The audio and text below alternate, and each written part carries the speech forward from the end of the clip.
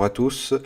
Voyons aujourd'hui la gestion des articles sous un site WordPress. Tout d'abord, nouveau point sur la différence entre une page et un article. Comme vu dans ma vidéo concernant les catégories d'articles WordPress, un article a donc une association possible avec des catégories, des commentaires. Il a une date de publication, un auteur et peut constituer un flux d'actualité. Ici par exemple sur mon site, une page actu regroupant l'ensemble de mes actualités, de mes articles. Nous avons une image à la une, sa catégorie d'affectation, un titre et un extrait court qui a pour objectif d'inciter l'internaute à cliquer, à découvrir le détail. Au niveau du détail, on retrouve le titre de l'article, la date de publication, l'auteur et le contenu. Tout en bas de cet article, le formulaire de saisie de commentaires où les internautes peuvent entamer une discussion. Côté administration, vous retrouvez la liste des articles. Depuis le menu WordPress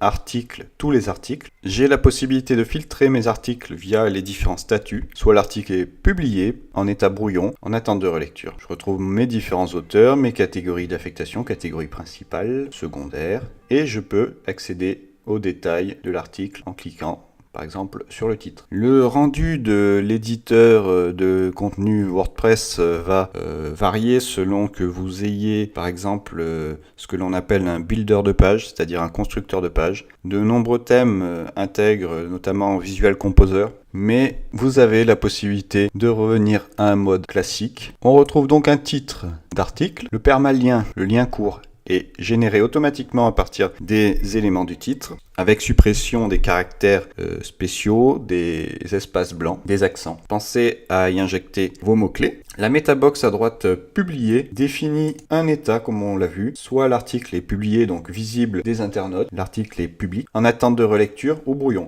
Dans l'état brouillon, l'article n'est pas visible sur votre site. Visibilité. Par défaut public, donc accessible à tout le monde. Vous pouvez également protéger par mot de passe votre article ou le rendre privé, c'est-à-dire seulement accessible d'utilisateurs connectés et reconnus par le système. Ici, mon article est déjà publié. J'ai donc un bouton mettre à jour. Dans le cas où celui-ci ne serait pas publié, le terme serait publié. Bouton prévisualiser les modifications. Vous êtes donc le seul à pouvoir voir vos modifications en cours. Affectation de l'article à une ou plusieurs catégories, avec gestion des niveaux de catégories. L'image mise en avant, donc on retrouve au niveau de notre liste d'articles. L'extrait, donc le descriptif court de l'article, vous incitez en quelques mots à cliquer sur lire la suite. Ici, la gestion possible des commentaires associés à l'article, où vous allez pouvoir, en cas de commentaire, répondre. Bouton ajouter un média qui vous permet de piocher dans la bibliothèque de médias, c'est-à-dire l'ensemble des fichiers que vous avez chargés sur votre site WordPress. Vous pouvez filtrer par type de document, par date, ou utiliser le petit moteur de recherche de médias, d'où l'intérêt notamment de bien renseigner les noms de fichiers avant import et d'affecter des titres pertinents. Vous pouvez téléverser, c'est-à-dire charger depuis votre ordinateur des fichiers. Vous pouvez gérer les différents niveaux de taille définis par votre thème. La partie contenu, c'est-à-dire le bloc central, se gère soit de façon visuelle, la façon d'un outil de bureautique, donc avec la définition de niveau de contenu, des titres de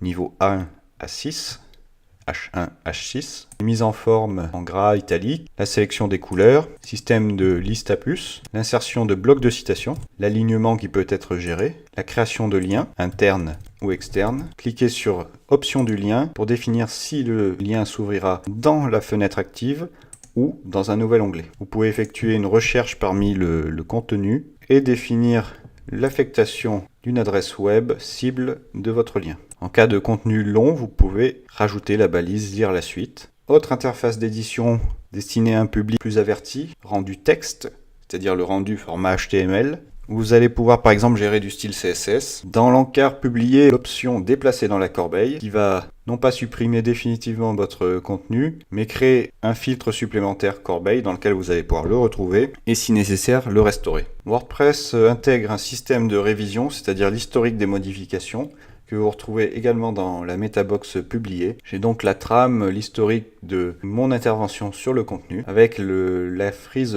chronologique, je peux revenir à une version précédente en cliquant sur rétablir cette révision.